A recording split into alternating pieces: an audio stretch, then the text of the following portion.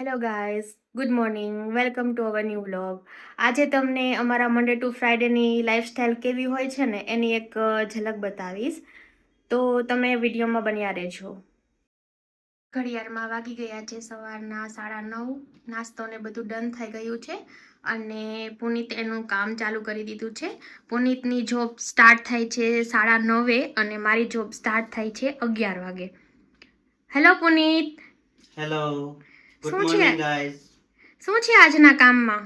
આજના કામમાં છે હાયરિંગની પોસ્ટ આવી છે બનાવવા માટે. ઓકે, એવું છે. હા તો ગાઈઝ, હવે પુનીતે તો એનું કામ સ્ટાર્ટ કરી દીધું છે. હવે મારું કામ ચાલુ થશે 11 વાગે, એટલે મારી રસોઈ પણ ડન થઈ ગઈ છે. હું જનરલી રસોઈ કરીને જ બેસું છું, કેમ કે પછી ટાઈમ ના મળે, વચ્ચે બ્રેક મળે 1 કલાકનો, પણ એની અંદર જમવાનું ને વાસણ ને એવું બધું કરું ત્યાં તો 1 કલાક જતી રહે, એટલે મારે ઓલમોસ્ટ રસોઈ કરીને જ બેસવું પડે છે. હજુ મારે ઘણું બધું કામ પણ બાકી છે, કચરા પોતા બાકી છે, વાસણ બાકી છે, કપડાં ધોવાના છે. તો આપણે વર્કિંગ વુમન હોઈએ એટલે આપણે ઘરનું કામ પણ સંભાળવાનું, ઓફિસનું કામ પણ સંભાળવાનું. છોકરાઓને તો કેવું હોય, બસ ચાલો સવાર થઈ ગઈ, નાસ્તો કરી લો, બેસી જાઓ કામ કરવા. શું સાચી વાત ને? ગાઈઝ, જોઈ શકો છો કે હવે મારી સાફ સફાઈ પણ ડન થઈ ગઈ છે.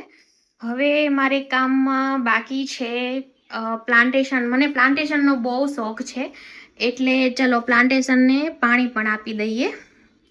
અહીંયા જોઈ શકો છો કે મેં છે ને મને મની પ્લાન્ટનો તો ગાંડો શોખ છે. મારી મની પ્લાન્ટમાં પાણી અત્યારે નાખવાનું બાકી રહી ગયું હતું, તો હું પાણી પાઈ દઉં.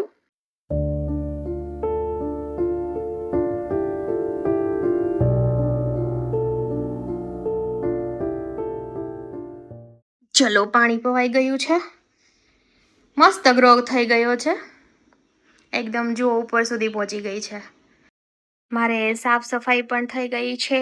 હવે બાકી છે જસ્ટ કપડાં ધોવાના. તો અહીંયા મશીનની અંદર હવે હું કપડાં ધોઈશ અને કપડાં તો ધોવાતા રહેશે. હું જોબ ઉપર બેસી જઈશ, જ્યારે ટાઈમ મળશે, બ્રેક પડશે, ફ્રી થઈશ એટલે કપડાં સૂકવવાનો વારો આવશે. આ છે અમારી લાઈફસ્ટાઈલ.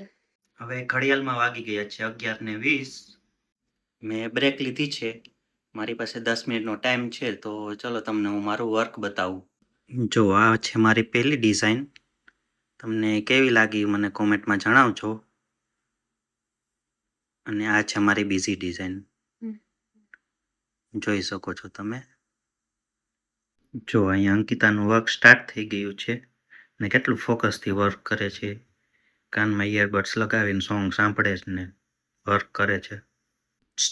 ઓ મેડમ, જો ફૂલ સોંગ ચાલુ હશે તો સાંભળશે પણ નહીં. ઓ મેડમ, શું કે કેટલુંક વર્ક છે? શું હવે યાર, આઈટીમાં હોય અને કામ ના હોય એવું બને ખરા? સખત લોડ છે, 2 પ્રોજેક્ટ પર કામ કરવાનું છે. ઓહો, વર્ક તો તમારે જ છે ઓફિસમાં.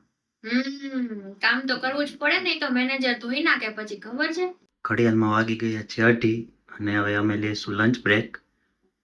અંકિતાને પૂછીએ આપણે કે કેટલું વર્ક બાકી છે એને. અંકિતા, હા, કેટલુંક વર્ક બાકી છે? શું કામ છે? લંચ કરવાનો ટાઈમ થઈ ગયો છે. હા તો 5 મિનિટમાં આવું, તમે જરાક કાચે તૈયાર કરી દો ને. મારે કરવું પડશે? હા પ્લીઝ, આજે કરી દો ને. હા ચલો કરી લઈએ. કામ એક છે તો કમ્પ્લીટ કરીને આવું ને. ઓકે ચલો, ડન. ચલો હું આવું 5 હા મિનિટ. હા. તો ચાલો, આજે મારો વારો આવી ગયો જમવાનું તૈયાર કરવામાં. તો આપણે અંકિતા આવે ત્યાં સુધી અમે બધું તૈયાર કરી રાખીએ, પછી અમે લંચ કરી લઈએ.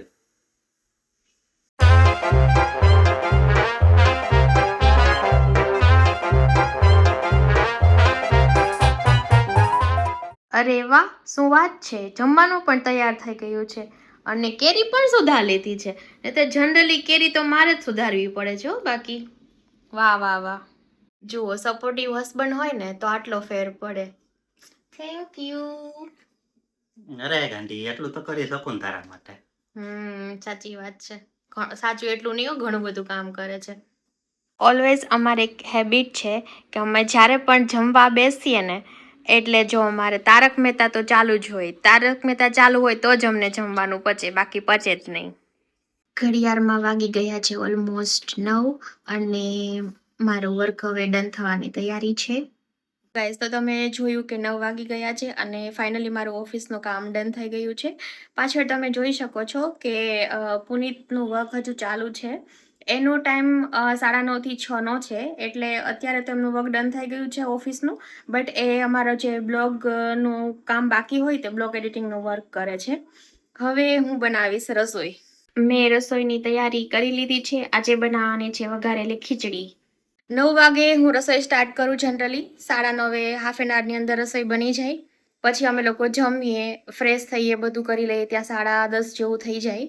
પછી થોડો ટાઈમ બચે ત્યાં તો સૂવાનો ટાઈમ થઈ જાય.